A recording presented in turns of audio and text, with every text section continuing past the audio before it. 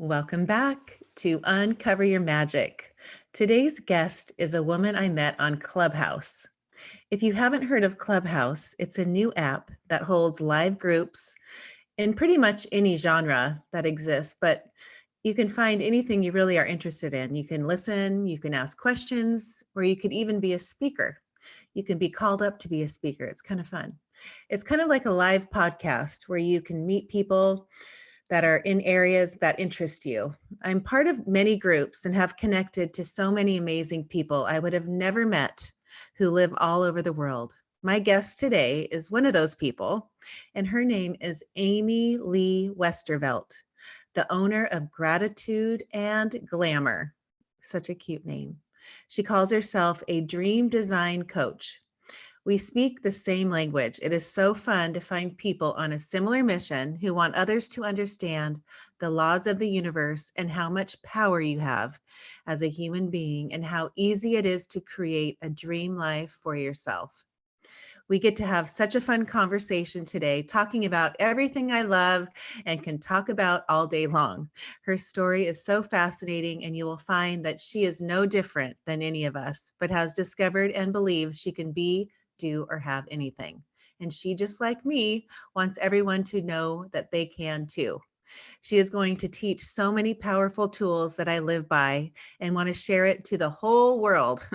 We are all one and we are all energy and love. When you learn how to ask the right questions, be in a place of allowing and stay in that high vibration and focus on the why, not the how, magic happens. I am so excited to introduce you to Amy Lee today. I know you are going to love her energy like I do and get so many valuable tools to create your dream life. So without further ado, please welcome Amy Lee Westervelt to the show. Welcome, Amy Lee, to the show. Thank you so much for being here on a what day is it today? Saturday afternoon for me and an evening for you Yeah, on it's the East crazy. Coast. I know. How are you? Yeah. So glad to be here. Thank you so much for Oh, having me. thank you. I said in my intro, I met you on Clubhouse. And, that's such a fun new thing for me to go in these rooms and listen. And, it's not every day where you go and you listen to someone. When I heard you, I go, oh my gosh, she speaks my language. She's so direct and has the tools that I use. And I would love for her to be on this podcast to hear, for my listeners to hear somebody with your amazing story and where you came from and what you do for people, and how I just feel like our hearts are in the same place of wanting other people to see how to create magic in life, and that we all have the same power. We're all one. We all come from the same source, right? So, well, take me Absolutely. down the journey of where you started and the magic moment of where Amy figured out that she had this amazing power where you wanted more in life. Yeah, so I guess it all really goes back to when I was a little girl. I'm sure I'm going to get beat down for this one, but when I was a little girl, I wondered if I was the Messiah. Like, I had these thoughts and these ideas that were just so powerful for being like 5 or 6 years old. And I just remember thinking, like, am I the thing? Like, is that power inside of me? And growing up, I had a father who was happened to be a narcissist, but he also was somebody who was really into metaphysics. He had a girl that he kind of had a thing for that worked at the crystal store, so he used Oh, to fun. take us there. So I got into that metaphysical stuff. He took us to the Vedanta Center. A lot of that I realize now was for other reasons, but I grew up from a very young age being exposed to metaphysics and quantum thought and all these things, and they always resonated with me. And so growing up, I always just kind of had this twinge of exceptionality. Whether or not I felt like I deserved to have it was a different story. Thank you, narcissistic abuse. But Right. I always felt this level of being different and having a different understanding of the world at large. And so, like when The Secret came along when I was in college, and I remember I had these inklings of things that I believed, and then when the movie came out, I remember sitting in my chair and being like, "Thank you, like this is what I've always Right. known." And so I started to kind of, study that. And I think that, like anything else, we fall in and out of things, right? Like, one of the things, like when people talk about dieting, when you're dieting, you're losing weight and you're looking great and you're feeling great. When you get off the bandwagon, you start to gain the weight back and you start to get sluggish and you start to have the headaches and so on and so forth. Because diet is not necessarily a thing, it's a way of life, right? Like we talk about a Right. cat's diet or a snake's diet or a fish's diet. It means what you feed them. And so that's the same thing with people. And so the law of attraction is the same way. The law of attraction and mindset are part of your diet. And so if you only do them for a little while, they only work for a little while. But Yep. it's when you make it part of your lifestyle and make it part of who you are, that's when you really see those consistent results. And that's when they meld themselves into your identity. So for me, I kind of dabbled in it a lot at the beginning, when The Secret came out, concert tickets, jobs I wanted, different little car parking spaces and so on and so forth. And then I kind of forgot about it for a while and I moved into a little bit more of the status quo. And like I know, it wasn't until, I was divorced, I was remarried, I was living in Alaska, and I was done with the way things were. And one thing I've noticed about myself going through life is that I don't accept that I can't change my circumstances. I've Hmm. never been a person who could do that. And I think it's, part of it's my human design. I have the right angle cross of defiance. So I'm all, like, if you tell me, well, you just can't do that, I just don't listen. Like, I won't accept that. So when things get to the point where I no longer like the way they are, I always look for an out. And so, of course, there it was waiting, the tried and true secret, right? And so when we were in Alaska, my husband had been special operations. He deployed a million times, and he was my best friend. I mean, we were like legit best friends. And the last thing I wanted was to spend my life away from him. And so I Right. was like, this isn't going to fly. We're not going to be two ships passing in the night. Again, going back to that kind of messiah complex of like, I get to make things the way I want them to be. Now, I don't know how I'm going to do that, but I know that that's what's going to happen because that's deep down. I think there was still a part of me that knew that I had that creative ability Hmm. that some people kind of lose along the way. So anyway, so we're living in Alaska and I didn't want to do it anymore. And my husband kind of gave me an out and said, go figure it out, figure out how to make the money I'm making and we'll leave. And I was like, done and done. So I went back to my my trusty friend, The Secret, and I pretty much haven't stopped studying it ever since. The things that I learned, the way that my own personal, and I'm sure we'll get into this, but my own personal niche that I created for myself was all born of that moment of like, this isn't enough for me. And then the universe was kind of like, great, ready to take your order. And I was like, Yeah.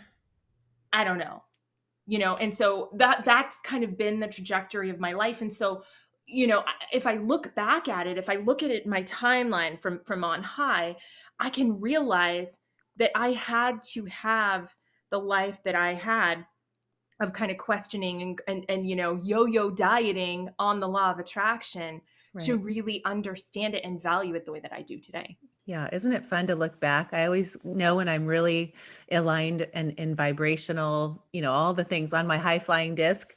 And you look back and you're like, oh my gosh, look at what I was creating. Look at what was happening. Look at what I was seeing and who I was meeting, all those things to look back at and to see like, I wonder why that wasn't why, to always say, okay, well, that came into my life. But I look now and say, oh, that was an obstacle, but it was a gift. And then then you keep moving, but it is like I like that analogy, but like it is like a yo-yo diet, like you got to be on it. Like I'm on it every day.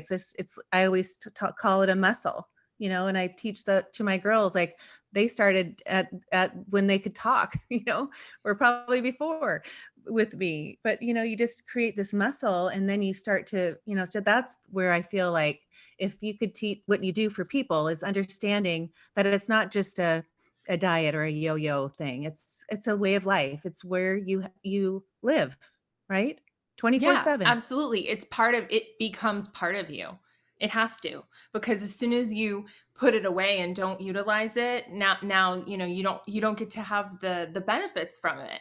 It's the Right. same thing if you start pouring junk into your body after dieting, your body doesn't just go, "Oh yeah, okay, well, we know what to do with that." It's like, "Hold on, I thought we had this discussion, we weren't going to put poison in here anymore. What's happening?" And so it works accordingly. I read the book. I don't know. Have you read the book? It's called Get Rich, Lucky Bitch by No. Denise Duffield Thomas. Definitely a must have book. I Oh, mean, okay, Denise is fun. amazing. Love her. But one of the things that she says in the book is that she, even to this day, every time she makes money, she writes it down in her journal, literally gives gratitude to every dollar that comes in. And she noticed she stopped doing that for a while. When she started to make lots of money, it became kind of tedious to do that. And Mm-hmm. so she stopped, right? She just was like, oh, at this point, and guess what happened? Right. I Her believe it. income started to go down. And so I actually have this little notebook that I keep right by my desk. And every time a payment comes in from a client or from a program, I literally write them all down. Oh, I Like love that. literally every Huh. single one, the date and what it is. Because again, it's creating that diet, that mindset diet. And then you just get into the habit. And Right. now all of a sudden, when you're creating it as part of your life, it doesn't feel so foreign. It doesn't feel like magic as much, which don't get me wrong, magic is fantastic, but Right. magic also has a surreal component to it. Right. The more that you can make the magic the mundane, the Mm-hmm. more your subconscious is going to believe it and accept it. Right. Right? I mean, Harry Potter, after 3 years of books, didn't go, oh my goodness, I just turned that into a frog. He's like, yeah, that's what happens when you flick your wrist and you say these words. It was understood. Do you Right. know what I mean? Like, there's no Totally. big, like, aha moment. I mean, maybe with new spells, but old ones, he's like Lumos. Like, he can be like, checking his messages on his phone and he's over here turning lights on. He doesn't Right. care. Right. And so it's kind of the same thing. It is the same thing. So go back to, okay, your husband tells you, well, you figure out how to make this money and I'll be done. We'll be out of here. We can leave Alaska. So you say, oh, thank you.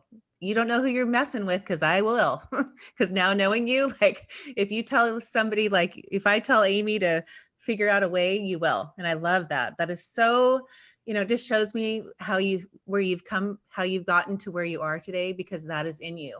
And gosh, to think of finding a man that sees that in you and just says, go, and it's like I trust you. I know you will.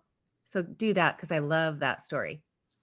Finding a man or attracting a man, right? So I'll tell Yes. you this story, and then if you still want to hear that story, after I got divorced, my best friend and I kind of got divorced around the same time.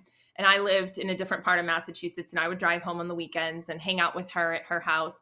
And we'd, do girly things and we'd eat food and watch TV and all this other stuff. And again, coming back to The Secret, I remember thinking about how have I created everything I've wanted in my life? And I was like, well, I had to visualize it. I had to see myself there. And at the time, there was this Taylor Swift song. It's called Mine. And she sings, and there's a music video that goes with it. And she's got this amazing guy, and they have this relationship, and she's got all these demons from before and from, her parents and whatever. And, she says, I can see it now. I can see Ah, it now in the yes. song. Yes, yes, I can see it now. And so I started to think about, like, okay, what will that look like when I can see it now? And so I'm with my best friend on the weekend. There's no makeup here. So we're wearing, I'm wearing my glasses. I probably look like I dripped out of someone's nose. I take my glasses off and I just sit there and I start rubbing my eyes and I'm like, I can see it now. I can see. But what is it that I see? What do I see? And so I started thinking about all these different things that I wanted. Well, he definitely has a good relationship with his parents, but he's really kind to me in front of his friends. And maybe we're driving along and he's holding my knee and like smiling at me. And maybe and I started thinking of all these attributes of this ideal relationship and what it would be like. And I just kept saying that to myself. I can see it now. I can see it now. I can see it now. And so I was I was working in Boston at the time, and I had always wanted to move to Savannah, Georgia. Like my whole life, I always wanted that. And so after I got divorced, I figured, you know what? I'm just gonna look around, look at property, look at all this stuff, and then I decided to Google the zip code and go on a dating site. And so I went on a dating site, typed in the zip code for Savannah, and up pops this gorgeous guy. I mean, like, oh, kind of looked a little bit like tough, but that's Right. okay, right? And so I read his profile, and his profile said, I have 5 kids and I love them. If you have kids, I'll love them too. And I Wow. was like, wow, that's really powerful. And so I decided, you know what? This guy just needs to know he's doing it right. He lives far away. I know he doesn't want to date me or anything, but that's Right. fine. So I messaged and I said, hey, I just want to let you know. I think it's really great what you said. I live way too far away. I'm in Boston, but I just wanted to make your day and tell you, keep being awesome. Well, sure enough, he was online. And so we started writing back and forth. And then, that turned into talking on the phone, which then turned into, me getting up the courage, because I told my best friend, same best friend, I told her, I said, I don't know. I feel like I really like this guy. She's like, you got to go out there and find out. I was like, "Oh, but what if he's a catfish? What if he doesn't really, in these pictures, Right. he looks really hot. In these No, I pictures, know. I And so, remember those days. Oh my yeah, gosh. Oh, what are you thinking? Like you put that picture up, right? yeah. Well, yeah, and just different angles, Yeah, you sometimes he never just know. looked, yeah, Yeah. yeah. And yeah, I'm Okay. sure I did too. I mean, I'm not saying for Right. anything that I was perfect. So I messaged him and I said, hey, I have this weekend off. I normally go to the Patriots Day game, the Marathon Monday Red Sox game. But I was thinking of maybe taking a trip to Savannah. And he goes, oh yeah, well, I'm actually not going to be there. And I was like, oh. And he's like, I'm going to be in Pittsburgh visiting my best friend and my sister. I'm on block leave because I'm deploying in May. I was like, oh, okay. And he's like, but you can come to Pittsburgh if you want. And I was like, so I booked a plane. Right. And I remember getting to Pittsburgh and I got off the plane and he texted me and he said, what car rental are you at? And I didn't want him to see me before I saw him. So I Right. lied and said I didn't know because I Right. figured I'd go downstairs and I'd look for where he was and I'd get the first look. So I said I didn't know. And I start going down this escalator and I'm going down and I'm about halfway and I lock eyes on the most incredible man. I mean, like energy wise, eyes, like looking at me, like literally, like laser focused. And that was the moment that I knew that, like, love at first sight is real, Oh, 100%. And we were just like, that was it. And I say all oh, that, aside from the story you actually asked, because I truly believe that I manifested the person who would be in agreement with the way that I wanted to do things. yes. Like I manifested a man who would have the attributes that I needed him to have in order for me to be my best self. And I Right. hadn't always done that. I had dated so many guys that were just not in congruence. And then I was like, well, what do you even really want? Because how can you blame all these people for being the wrong fit if you don't know what the right fit is? And then Exactly. once I figured that out, it was almost instantaneous that I met him. But But it's anyway, clarity. But see, yeah. you knew what you wanted. You knew you had the whole vision you'd done. So when you go down the escalator and you see him, it's not like he would have it's not like it's almost like it had to be that way because you just know like there he is, right? Yeah. Yeah, exactly. Right there out of my dreams. And I was like, well, that's it. And I remember just driving around, he was driving our rental car and I was just staring at him and he's staring at me. And we went to dinner and like, it was just every Oh, moment. I mean, it was only a weekend. And then at the end, he dropped me off at the airport and I said, so what do we do now? And he goes, well, you move to Savannah and we get married. And I was like, okay, well, there you go. That's that. oh And my so we gosh. did. And yeah, so fast forward a couple years to your original question, but I had to give you that Yes, backstory, I love right? You that had to story. know who this man is. Yes. So yeah, so we were there and he goes, okay, well, you figure it out. So I started researching and going back to my tried and trues, The Secret, and he actually found the infomercial type whatever seminar, You Were Born Rich, which is by Bob Proctor Yes, from the love that. 80s with the Mhm. hokey words and the cable knit Yep. sweaters. But we watched it together and he was just as into this as I was and we started to build our dream together. And we Wow. started to build, we were doing Financial Peace University with Dave Ramsey. And then we just started, we were on the same team and we were so head over heels in love and we just wanted to get out of there. And so everything just aligned. And it took us probably, I'd say conservatively about 9 months before we were probably making 5 figures a month, maybe high at 5 figures a month. And then I think it took us about a year and a half because we had to wait for Congress to like approve him resigning and all that. It was kind of like a lot of red tape for us to get out of Alaska, but we did a whole two years there instead of 3 years. And then we came home and it was incredible. And oh man, I mean, just it's great to have that and know how to use that, but and you know this more than anybody, being able to impart that to other people and Mm, seeing them discover the secret for the first time. It's right. like and you probably read on my website, but my dad used to we'd go to the mall and they had those seeing eye posters where you like kind of like Yes, I cross love your those. eyes and it was like Yes, those. I love My that dad would memory. stand there for like hours and just help passerbys see that, like he like got off on that. He was like, Huh. and it's starting to take on depth and width. And I'm like, Dad, can we go to Radio Shack? Like, Oh, we've been funny. here for 25 minutes. Like, what's going on? But it's true though, when you get to be part of somebody's, awakening of like, oh my God, I get to create my whole life. That's the payment. And then you're like, oh, Oh, I so get to huge. do that too. Yes. Yeah. Just to even see people go, you mean I don't just have to wake up and go to work and come home and have dinner and go to bed? Like there's more to life. Like, you mean I can actually have something that would make me happy and want me to have more in life? And, it's like as soon as you see this little switch come on and I say, yes, and that it fills your soul and knows why that's like the reason why people were here to do that, to open these eyes to see that they can do that. Oh, I love it. Keep And going. there's no I love shoving them those. back in that box either. There's No. no, once they know, they know. Yes. I love it. Keep going. Okay, I want to hear this. Finish the story of the network marketing and how you. Right. Yeah. So I ended up joining this network marketing company. And I remember I was laying on the bed. My husband had just worked he worked like three every other day staff duty. So that's a 24-hour shift. So 24 hours sleep, 24 hours sleep. Like they were destroying him. But we got the last laugh, didn't we? Um, and so Right? I was laying in bed and I looked and I pretended there was this map of the United States on the ceiling. And I was like, I'm going to have a consultant here. I'm going to have one here. I'm going to have one here. We know these people over here. They're going to join the team. And, suffice to say, every one of those things came to fruition. We ended up buying this beautiful house in Georgia when we moved home. We have a movie theater in the house, 6 bedrooms, 2 acres. I have 5 beautiful children.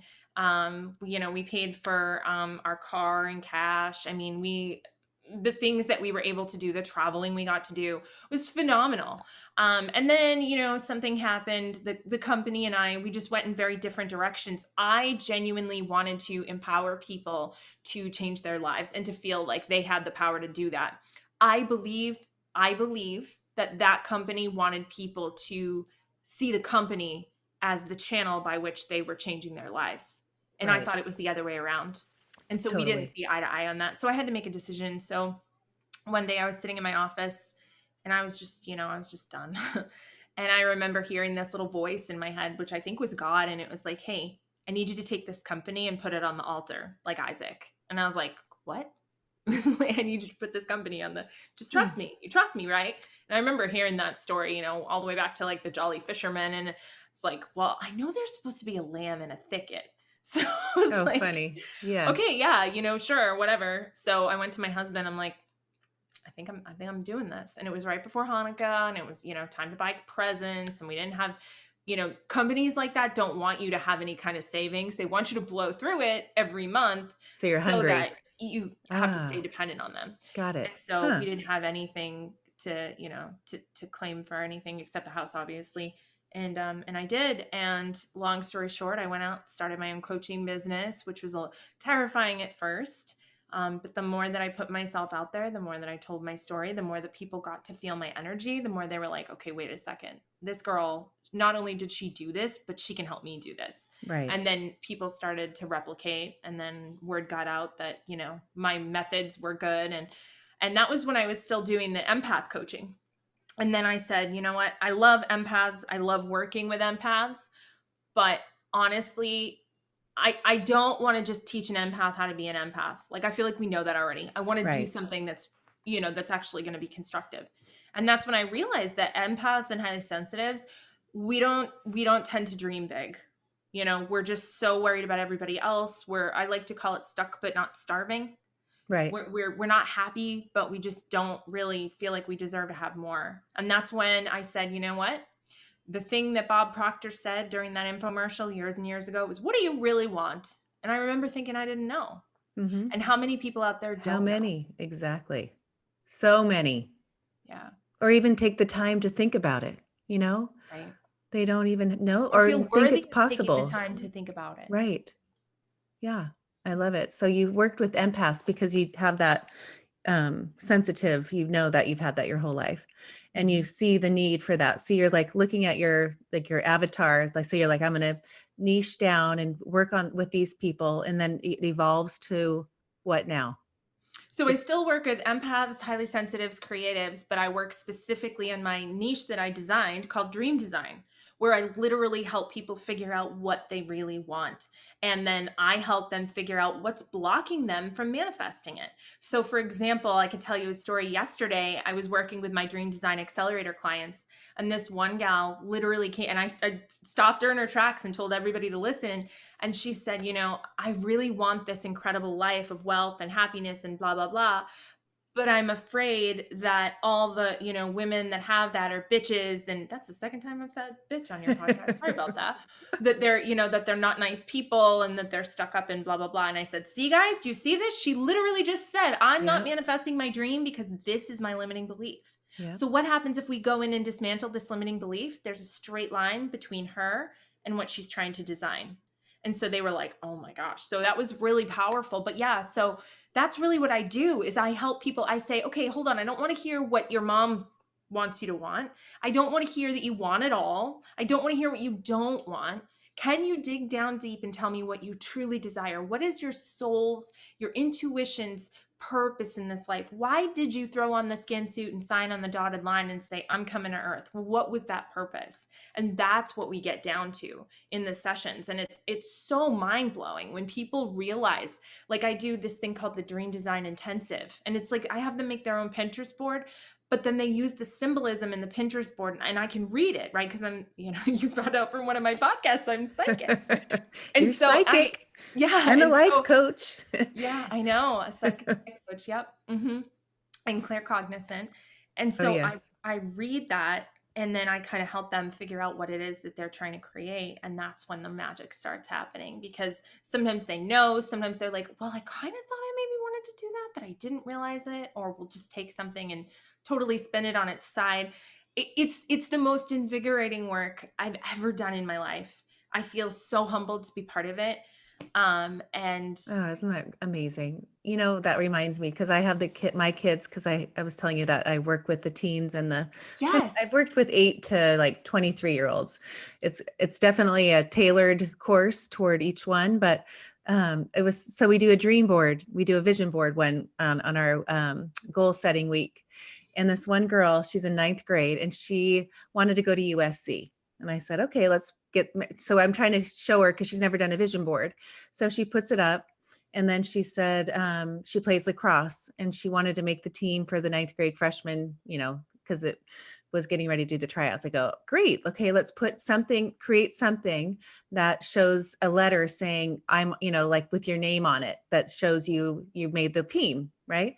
And then she kept going back to going to college and why she's doing lacrosse. I go, why don't you just get a scholarship at USC full ride?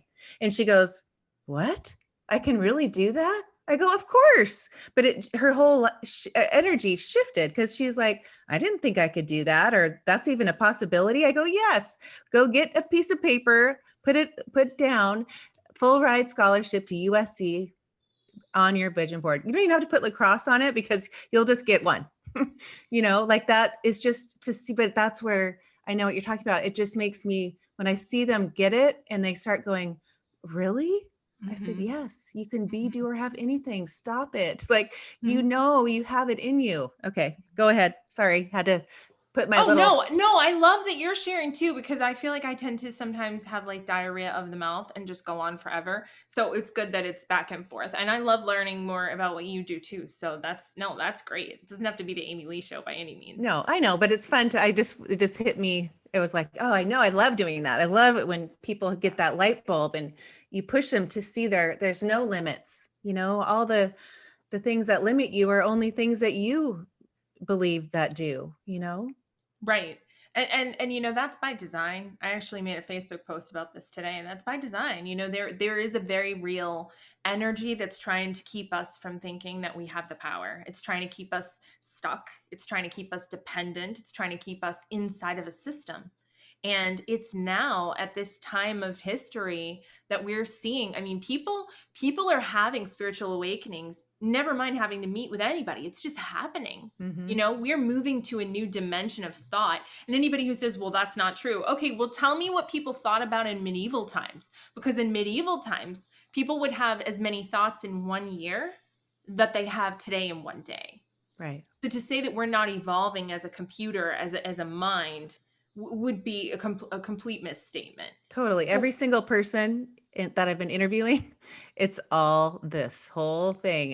It's so consistent. mhm, And, here we are. We chose to be here during this time. There is we a did. reason I'm sitting here with you. There's a reason we have these people that are all understanding that, and that we're moving on to this next, and this, everything that this pandemic, in my mind, things that need to change and move to the next level, which we all have to change. It's not going to be the same thing all the time, has to Right. collapse, Mhm, has to come to this place where it involved everyone. So if mhm. people get like, yeah, this had to happen to get us to, which everyone is telling me, the age of Aquarius. Is that what you're looking at? Is Yeah, that how you see it? I think, well, we call it like the fifth dimension. Yeah, the fifth dimension. But I think, yeah, I think it is the age of Aquarius, the dawning of the age of Yeah, Aquarius. right. For sure. But you make a good point. Like, everybody's saying it because it's happening worldwide. Right. And we can look at it like, because of COVID, this happened, or we can look at it like we orchestrated this ascension, and COVID is how the collective chose to frame it, so we would understand it from a humanistic perspective. Right. There's two different ways to look at it. Like, it's either, well, this caused this to happen, or this was due to happen anyway. It was divinely inspired, and this is just the frame that we decided to put around it to Right. make it make sense for us. Yeah, exactly. I Mhm. love that. And I love to know how, when you think of, when you watch people during this time, this last year, and all the things that we, now coming out of it for California, for sure, like, it's very new. I'm sure you haven't been as deep into it as we have in California, but you start to see the people. I can tell a difference in their gratitude for life. I mean, Mhm. even our family, like, everything that we used to do that we couldn't do for a year. I mean, it's like, thank you, God, for showing what we get to do in this life. Thank you, Mhm. God, for showing us this, like, this whole time has completely shifted everyone. And it kind of is different. I mean, everyone's going to handle it differently, because we all have our limiting beliefs and what we carry on to do this. Mhm. But to say, in my mind, like, to see the gratitude and to be focused on the beauty and the gift of the 1 year, that we had to, all sit around and look at life and Yeah. transform And into go this next. within. Yeah, and go within. Thank Mhm. you. Right. I just, every day I was like, thank you for this time. Who was not saying thank you for being with my family? I know people lost family members, and, and that's awful. Mhm. I Mhm. mean, I have so much sympathy for that, but, here we are together, and, what can we do? Where are we Right. going to go? What are we going to do with this? Because Mhm. you got to do something with it. It's your Mhm. choice. All we have is choices, Mhm. right? Mhm. Okay. Absolutely. So tell me, I want to know, like, Yeah. so when someone comes to you and because I get even just my older kids getting out of college, kind of, I was lost and, all that stuff, like in my 20s, not knowing, here we are. And I went to college and now I have to find a job, right? Well, the job, people make it sound like you're going to go to the yellow pages in my life, or you're going to go call people and see if they have any kind of openings, or you're going to look Mhm. at now, on all the job sites, but they don't think out of the box. But I know you do that for people. You help them understand, like, it doesn't have to be in a job, description. You don't have to find that. And I love that because I feel like you open people up to their creative side and to see what really, like, puts, that's they're passionate about. And, Mhm. what a gift to know that early, to know that in life, period. So Mhm. go with that. So, I think of all the tools that we know with the laws of the universe and, what we use. We use the visualization, we use the feeling. And I always say to my kids that I coach and teach that, it's the feeling. Get to the feeling part. What do you want to feel like? When you Mhm. get to the feeling and you get that feeling, Mhm. then that's all. Like, I love how you talk about, even it's really not about the money. If you wanted $10,000, that's what I love. So you go on to what how you handle all that and teach the laws of the universe and all that stuff. Yeah, I mean, that's like 100 questions in I one. know. So just go. Okay. So, well, first and foremost, in terms of figuring out what people want, I like to think of it like this. There's choosing and there's designing. When we choose, we look at what's available and we settle for what's out there. So like what you're talking about with like going on Indeed and looking at what jobs are available as opposed to when we design something. So I like to think of it like if you go to a fancy restaurant and you go to a chef's table, you sit down, you're in the kitchen, you get to see everything bustling, they come over, they talk to you, you have this fantastic meal. And then at the end, they come over and they say, "What would you like for dessert?" And then you start to tell them and you say, "Well, I really like chocolate. Chocolate's my favorite, but I'm gluten free, so I want to do flourless. But then I also kind of want, raspberry is a great thing. And if you could do some kind of flambe thing, that would be awesome." And they're like, "Okay." And their eyes get real big and they go into the kitchen and they do their thing and they come back and they put it in front of you. And you take a bite of it, and every piece of that was orchestrated by you, right? Like Mm. you're the one who picked the raspberry. You're the one that said it was going to be gluten free. And you're the one who decided it was going to be on fire when it came out. So there's this satisfaction in you that this is congruent with what you decided. Completely different than when you're in a restaurant and somebody rolls that little cart through with all the pieces of cake that have been hanging around all day. And you look at that chocolate one and say, I like chocolate. So you grab the chocolate cake, you put it in front of you, take a bite, and it's mint julep. And you're like, "I don't even like mint julep," Right. because you're picking from what's available. And that's what Right. we do all day long. And that's what the world wants you to do. It wants to give you its choice for you and then trick you into thinking you made the choice. But you don't have to do that. You don't have to do that at all. In fact, the thing is, when you think like, well, if I don't pick from what's available, then what if what I want isn't there? Well, what you want is always there, because if abundance is really abundance, then everything around us, there's more than enough. So your answer to what you truly want is there, but your brain doesn't know to look for it because you haven't stopped to think about what it is. So if you take the time to sit down and say, well, I want to work a job where I only work every other Saturday. And I really don't want my boss to be breathing down my neck. And I don't actually want to leave the house. And I think I need to make like $500 a week.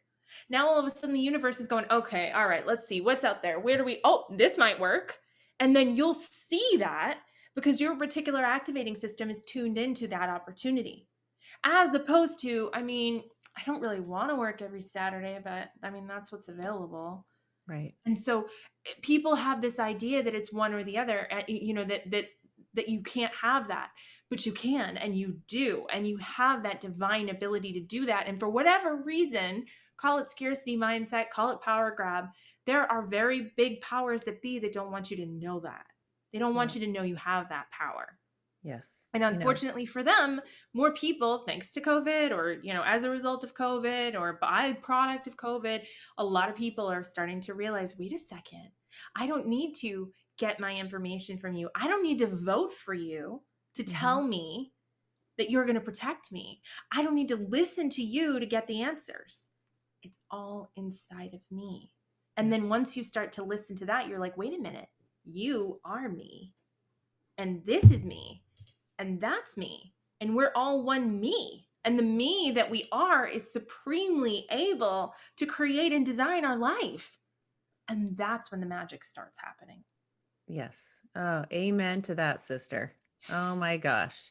I go back to that reticular activating system, which I've known my before The Secret, like I was telling you before. Like I knew all these things. I would read the books, I went to these classes, and finally, I've taught the girls, we'd pick something every day on our way to school and they'd have to find it. And I'd show them, you can see if you pick camouflage, we see 50 things that are camouflage. We pick up to the school and there's the lady with the camouflage pants. So to show people that your brain, it's science, your brain, it's like, it's not just this woo woo, oh, what, this law of attraction, The Secret, that kind of thing. Yeah, it comes across to them that way. I can kind of see where people are, the skeptical people are like, oh sure, you just sit there and say it and visualize it, and yeah, you have to take But action. those And are the same people that accept pharmaceuticals that they right. magically go in and fix your body. Those are the same people that have no problem having a Zoom call and thinking about the fact that you and I are literally as far away coast to coast as we could possibly fathom. And we're talking to each other in real time. There isn't even a delay. When I was a little girl, my great aunt had this thing that was like this little machine, and someone would take a picture and then it would take like 3 or 4 minutes and it would send that picture to the other person. It was like Brookstone, like at the time, right? It was Oh, like how funny. cutting edge. And now it's like, can you imagine waiting 4 minutes for a picture to show up? You would chuck your phone out the window. Right, no, no but kidding. but it's so funny. People look at things like the law of attraction and say, well, that's bunk. But they'll look at something like this and say, oh yeah, that's totally reasonable. Why? Because there's a motivation not to support it. Why? Right? What would be so awful if people were like, yeah, the law of attraction does work? Because then they couldn't control people anymore. Right, totally. It's I love it. powerful and Very. dangerous. Yes.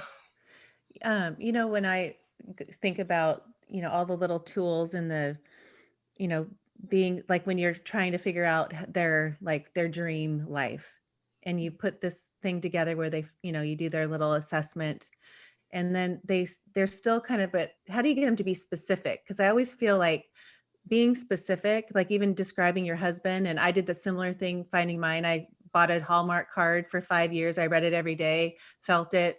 And then on our first date, he gave me that same exact card.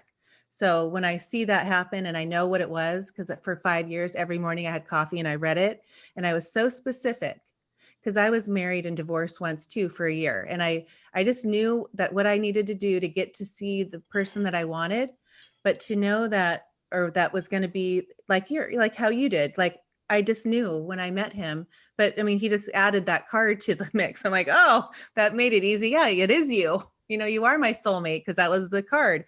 But those little moments that when you're specific, and the expectancy and all those little steps that you take to get to that place where you're like, there it is. Mm-hmm. Of course, it's so there because you've been so specific, expected it, visualized it, didn't have doubt. Like I'll have these conversations with these people that, question things, or, oh, why? I'm like, you just keep pushing it away. Get to the Yeah. place where that's still, Mm-hmm. like we said, the muscle. But, Mm-hmm. I want to hear your take on what I just said. Like, how do you go address that with people? So I think for me, the specificity of it, that's a word, right? Yeah, good Specificity. job. The specificity of it, I think, comes down to being able to see yourself in that identity. And so one of the things that I have this free tool called the Dream Design Archetype Assessment. And it's basically you read these 4 different scripts, and each of the scripts is a different identity for you to kind of jump into for a minute to kind of see like what it would feel like to have that be your life. And so when it comes to specificity or being specific, right, just to make sure everybody understands that, I think a lot of it has to do with being able to recognize yourself in that place. And so what I like to do is scripting, which I personally, for me, that works better than vision boards, just for me, Hmm. because I get to look at it as if it just happened. So I will write a diary entry like, today this happened, and I will talk about it in finite detail, right? Because I'm a writer. Right. And so I will write about it from the perspective of how I felt, what it looked like, what it sounded like, what it felt like, and just really throw all my senses in. And, some of the quantum professionals, thought leaders, they've mentioned that the more motion there is in your visualization, the more your brain believes it. So the more that you can, be in the dream house, opening the drawers and listening to the clanging of the forks and spoons, and hear Michael Bublé on the bows in the background, and Right. feel your feet on the carpet and all these things, the more that your brain is going to recognize that that's your reality. Once your brain recognizes something as its reality, all it wants to do is find a match for that vibration. Right. So it has to bring more of that to you.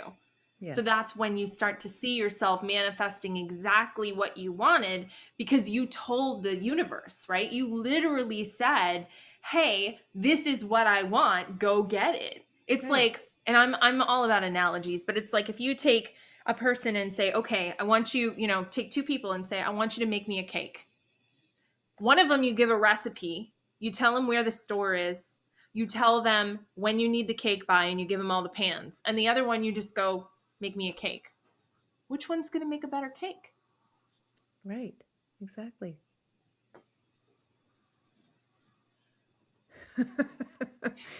I love your analogies. But yeah, Mhm. see, continue. Yeah. Specific.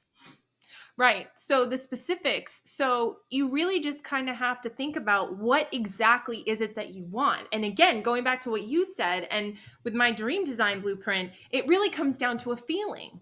So if you can start to feel that feeling now, and really pour that into your body, what would you be writing about, or what would you be thinking about, or what would it be that would be causing you to be so happy? It would be Mm-hmm. the thoughts and the affirmations that you had, and it would be the tangible outcomes, the things that an alien could see if they were walking around, right? The evidence. And we Right. tend to do it backwards. We think the evidence comes first, but it starts with that feeling. Right. For So sure. you just really need to be crystal clear about the feelings that you're trying to create. Yes. And the scripting thing, I had Royce Christian on my episode, and he wrote this book called Scripting the Life You Want. Have you read that? I haven't, but that's so amazing. I love it.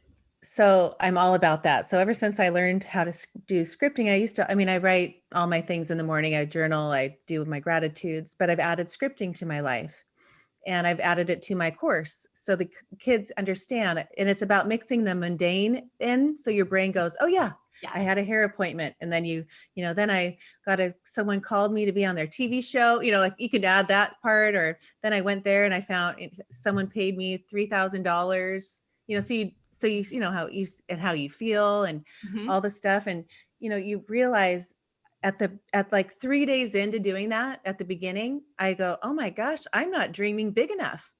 I am way low on that scale. Like I need to go way bigger, because everything I had written for 3 days, it was all like, oh, there you go, Ashley. Thank you. It's like the magic wand, the Hmm. genie in the bottle. Like, oh, that's what you want. Okay, there you go. Next day. And so we started doing it as a family. And even Richard would be like, I need to dream bigger. I go, I Hmm. know. And even Hmm. like the girls will write their day out, and I'll say go a little bigger, and then they'll come back and, mom, it really did. But to Hmm. see that when you write, and the visualization and the feeling and getting that all those little things in, and it's not hard and it doesn't take time, and to And have that also built. recognizing that every level has a new level, new double, right? New level, new double. So I remember being in a clubhouse room one day and talking about this, and Forbes Riley was like, "Really? Do your clients have, Lear jets or whatever?" And I was like, "Well, no, Forbes, but you know what? Like, they need to think about it from that perspective." So, like, for example, in your new identity, you may have to figure out, crap, there are three cars in the three-car garage, and we have two in front of the doors, and I don't really feel like getting off the couch and walking out and moving the Mercedes to get to the Aston Martin. Like, Right. that is somebody's reality. Or, oh no, Paris Hilton is having a baby shower on the same day that Oprah wants me to do her show. Which do I pick? That is somebody's reality. Why Right. can't that be your reality? Right. Exactly. I love that. It is somebody's. And when you were talking about that Forbes Riley, I listened to her a lot. I'm in a lot of her rooms on Yeah. Clubhouse. I mean, she's very inspiring. And I love, sometimes when um the way the way we think, or the whole, like, some people go, oh my gosh, you're dreaming to, like, aren't you okay with your life? Like, you have an amazing house, and you have these amazing cars, and the kids go to this school, and all. And I thought, well, yes, and of course I'm grateful for that. But there's still more that I have this life to live. Like there's no limits. It's not Right. about being greedy or, thinking I have to have all these things at all. Why do you No, think and people think that? we talk about like Maslow's hierarchy of needs, right? So like there's all these levels of the pyramid. Only the first two are about like making sure you don't die. Right. And then there's a whole bunch more to life. And so we have this idea as a society that you're not really allowed to complain if you've got the first two covered. And I don't mean complain, but what I really mean is you're not allowed to aspire to more. And Right. that's actually where my brand name came from. So my brand is called Gratitude and Glamour. And it's all about being grateful for what we have, but being comfortable aspiring to more. Yes. Oh, I Because love that. Yes, exactly. yeah, so I'll share my mantra with you. I have my very own motto. It's only when we're at our highest vibration, taking optimal care of ourselves, do we do our greatest good in the world. So Hmm. every time you go glow up, like go get your gorgeous hair done, you're at a higher vibration, which means you're showing up better as a mother, as a wife, as a coach, as an owner, all the other roles that you play. So it behooves you to be the very best you, to drink plenty of water, to be well rested, to be studying and be professional development and doing all the things to make yourself your highest level. Because when you're shining, right, we talk about stars shining, your solar plexus and all of that energy that's inside of you is literally bursting out of you and making your energy field very big, which then makes your impact very big. So it makes sense for us to want to glow up. We want people to get higher and higher up that self-actualization ladder, because that's where they start really making a difference. That's where the enlightenment happens. Right. That's when they start actually healing the world. So why would we ever want to keep people down here? The Right. only answer is that you just don't know how the rest of it works. Because if Exactly. you did, you'd be like, you know what? I'm so I glad you're know. here. Let's get you up here. Exactly. Because Oh, then you're more of an asset to society and to the planet and to humanity. right. Oh, it's so true. What do you do? We're coming to the end, but I want to talk about how you raise. So you have this family. Your husband had 5 kids before. Mhm. You have 5 now together, so 10 children. I need to understand how you have this amazing business. You've created this empire in your um, like just your makeup. Like you have this you're going to go so far and for your age, like I just see you're this person that I can't wait. I feel so grateful to have met you at this stage, and I can imagine what this future is going to be for you, like beyond. I already see it done. I know you do too. Right? You already visualized it. Yeah. So when you raise your children Yeah. and you know how that's all this stuff is so important to Yeah. know, how do you do that with, I know the youngest one's 18 months Hmm. and the oldest one is 8 years old. eight. Yes. Hmm. Holy cow. And you run your business. And I know your husband's a stay-at-home dad and amazing, and that you built this dream life so you could do this together. I want to hear your mom tips, your any tips that you have that you really feel that if people knew that, starting today, like it's never too late, and to know that you can start now. I mean, I'm 52. It's like I raised my children the last 14 years, and I have all these little segments of my life, but I'm now starting, last year, like this whole thing just started to evolve, and I thought, oh, I see. You look back at your life and you put the pieces together and you're like, ah, that's why. Oh, I love that. But do people know, like, we're here to grow and learn and expand and move on to the fifth dimension right now. Like we have some things to do. We have places to go. There's no time to be around and sitting and figuring out like it's being mediocre or thinking that this is all I can have. Let's go big. I want to hear Miss Amy Lee talk about her thing with her family, because I really am interested in that personally, for sure, how you Yeah. do it with your Yeah. business and your husband, and then any last minute must to know wisdom of you, Amy. No pressure. Okay, so first of all, my 5 children, although they are my children, I recognize that they are spiritual beings on their own journey. And so my role in their life is to be their guide, but I am not their master, right? Like I look at them as other beings. They may very well be more spiritually evolved than I am. In fact, my 18-month-old, he has special needs. He's not sitting up yet. He's doing better. He's almost sitting up, but he's not crawling and he's definitely not walking. But I truly and genuinely believe that he's a much more evolved soul than I am. I Right. genuinely believe that. And so when I look at my kids, I speak to them like people. I say, hey, I'm going to go do a podcast real quick. You guys are at the table, watch TV. Just do me a favor. Don't be too loud. And they know that mom's podcasts are part of mom's business, which is important to mom. But they also know that if they were to, come bursting in here because they had something happen, that would be okay because I'm their mom first, and Right. so for me, it's all about just being able to, as a child, I remember so many times just feeling like my voice was never heard. It didn't really matter what I thought. People's opinions of how things, like when I was 13, I accidentally put bleach in a colored wash. I just thought bleach was something that goes in the laundry. Right. To this day, my mom still swears that I tried to sabotage the laundry. Huh. And it just drives me crazy that I can't ever vindicate myself, that I just was trying to help and I didn't know. And, I was a Right. late bloomer. I didn't know how to do laundry. Nobody ever taught me. So, which I'm sure she'll be out there saying, yes, I did. I did teach you. Well, no, you didn't. But anyway, and so for my kids, I never want my daughter to be sitting there and saying like, oh my gosh, she thinks I meant this. And so to a fault sometimes, I listen to them and I try to understand where they're coming from and I try to over explain things. And I think that goes a long way because they see me as their mother. They value my opinion, as their parent, but at the same time they see me as another human, which Hmm. means that I'm never going to fall from grace because I was never there in the first place. Right. Yeah, I love that. And then your husband and all, how do you do the relationship? Yeah. So he takes care of the kids and I take care of the business.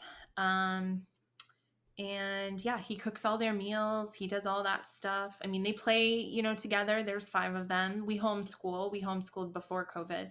So we kind of tag team on that. I only work from like between 9:30 and 11, depending on what day it is, until about 2 o'clock.